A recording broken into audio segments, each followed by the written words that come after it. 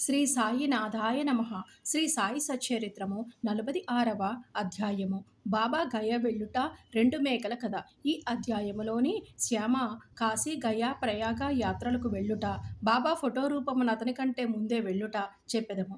బాబా రెండు మేకల పూర్వజన్మ వృత్తాంతమును జ్ఞప్తికి తెచ్చుట కూడా చెప్పుకొందము. తొలి పలుకు: ఓ సాయి, నీ పాదములు పవిత్రములైనవి, నిన్ను జ్ఞప్తి ఎందుంచుకొనుట మిగుల పావనము. కర్మ బంధముల నుంచి తప్పించు, నీ దర్శనము కూడా మిక్కిలి పావనమైనది.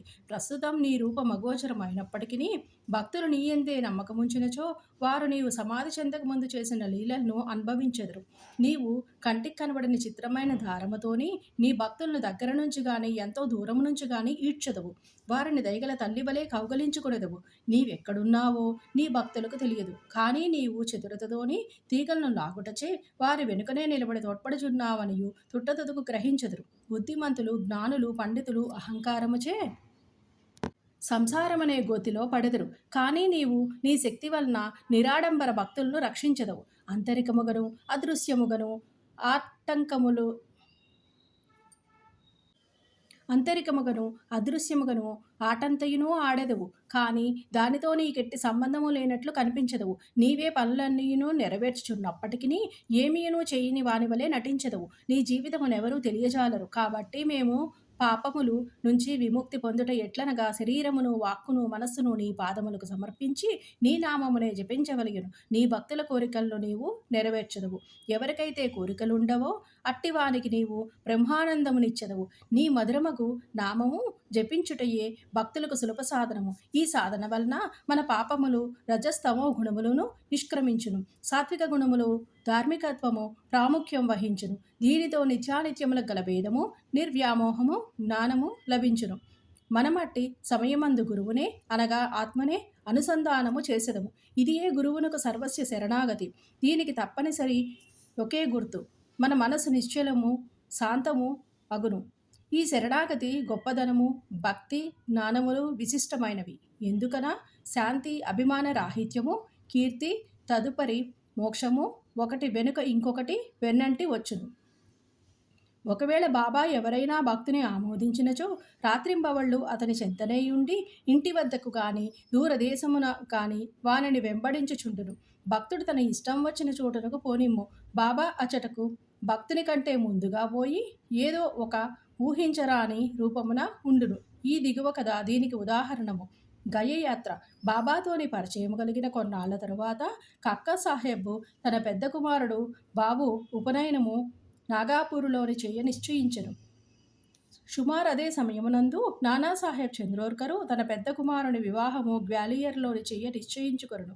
కక్కా సాహెబ్, నానాసాహెబ్ చంద్రోర్కరులిద్దరును షిరిడీకి వచ్చి బాబాను ప్రేమతో ఆ శుభకార్యమునకు ఆహ్వానించింది. శ్యామాను తన ప్రతినిధిగా తీసుకుని వెళ్ళుడనియు బాబా నుడివెను.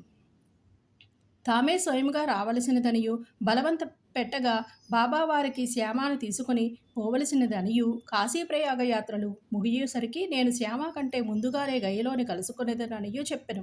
ఈ మాటలు గుర్తుంచుకొనవలయును. ఏలనగా అవి బాబా సర్వవ్యాపి అనియు నిరూపించును. బాబా వద్ద సెలవు పుచ్చుకొను శ్యామ నాగపూర్ గ్వాలియర్ పోవ నిశ్చయించను. అచటి నుంచి కాశీ ప్రయాగ గయా పోవలినని అనుకొనడు. అప్పాకోతే అతని వెంట పోవ నిశ్చయించను. వారిరువురును మొట్టమొదట నాగాపూరులో జరుగు ఉపనయనమునకు పోయిరి. కక్కా సాహెబ్ దీక్షితు శ్యామకు 200 రూపాయల ఖర్చుల నిమిత్తం కానుక ఇచ్చెను. అచ్చటి నుంచి గ్వాలియర్ పెండ్లికి పోయాను. అచట నానాసాహెబ్ చంద్రోర్కరు శ్యామకు 100 రూపాయలను, అతని బంధువు జటారు 100 రూపాయలను ఇచ్చిరి.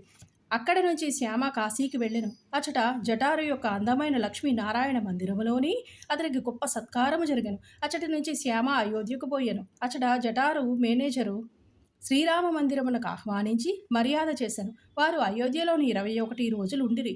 కాశీలోని 2 మాసములుండిరి. అక్కడి నుండి గయకు పోయిరి. రైలు బండిలోని గయలోని ప్లేగు కలదనియు విని కొంచెము చికాకు పడిరి. రాత్రి గయ స్టేషన్లోని దిగి ధర్మశాలలోని బస చేసిరి.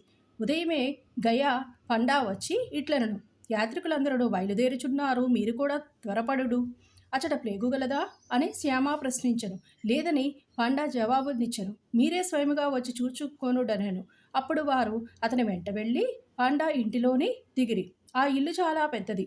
పాండా ఇచ్చిన బసకు శ్యామ చాలా సంతృష్టి చెందెను. అచట గల బాబా యొక్క అందమైన పెద్ద పటము అతనికి అన్నింటికంటే ఎక్కువ ప్రీతిని కలుగజేసెను. అది ఇంటికి ముందు భాగములోని మధ్య అమర్చబడి ఉండెను. దీనిని చూచి శ్యామ మైమరచెను. కాశీ ప్రయాగ యాత్రలు ముగియుసరికి నేను శ్యామ కంటే ముందుగానే గైకు పోయేదను అను బాబా పలుకులను జ్ఞప్తికి తెచ్చుకొనెను. కండ్ల నీరు క్రమ్మెను. శరీరము గగుర్బొడుచును. గొంతుక ఆర్చుకొని పోయాను. అతడు వెక్కి వెక్కి ఏడ్వసాగాను. ఆ పట్టణములోని ప్లేగుచాడ్యము కలదనియు భయపడి ఏడ్చుచున్నాడేమోననియు పాండా అనుకొనెను. పాండాను బాబా పటమెక్కడ నుంచి తెచ్చితవనియు శ్యామాను అడిగాను. పాండా తన ప్రతినిధులు 200-300 మంది మన్మాడులోను పుణతాంబేలోను కలరనియు వారు గైకుపోయే యాత్రికులలో మంచి చెడ్డలు చూచెదరనియు వారి వద్ద బాబా కీర్తిని విని బాబా దర్శనం 12 ఏండ్ల క్రిందట చేసిననియు చెప్పెను.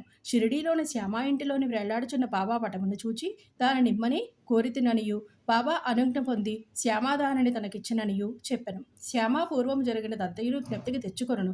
పూర్వం తనకు పటమునిచ్చిన శ్యామాయే ప్రస్తుతం తన ఇంట అతిథిగా ఉండుట గ్రహించి పండా మిక్కిలి ఆనందించెను. వారిరువురును ప్రేమానురాగములు అనుభవించి అమితానందమును పొందిరి.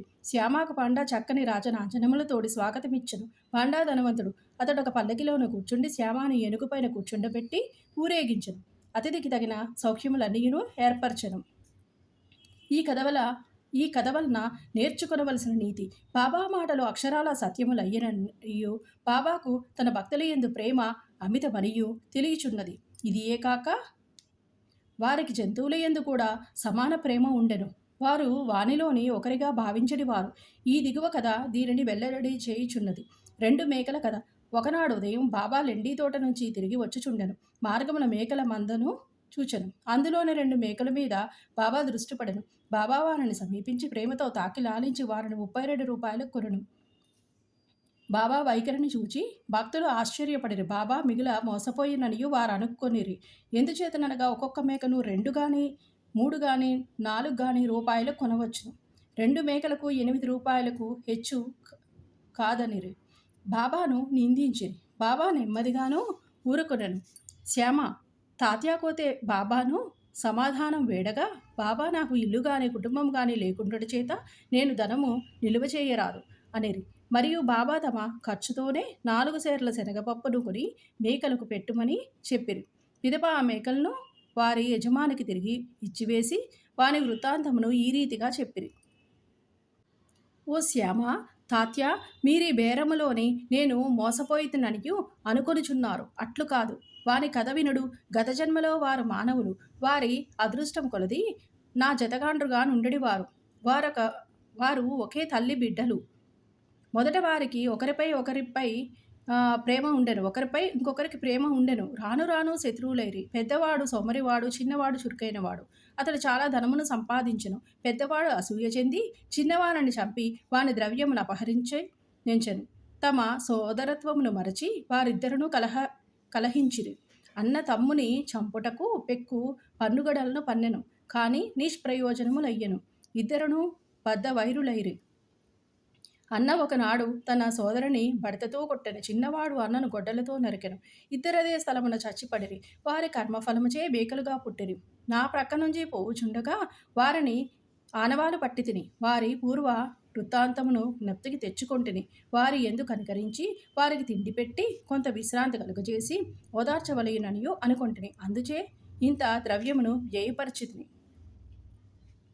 అందువలన మీరు నన్ను దూషించుచున్నారా? నా పేరము మీరు ఇష్టపడుకుండుటచే నేను వాని యజమాని వద్దకు తిరిగి పంపివేసితిని. మేకలపైన కూడా బాబా ప్రేమ ఎట్టితో చూడుడు.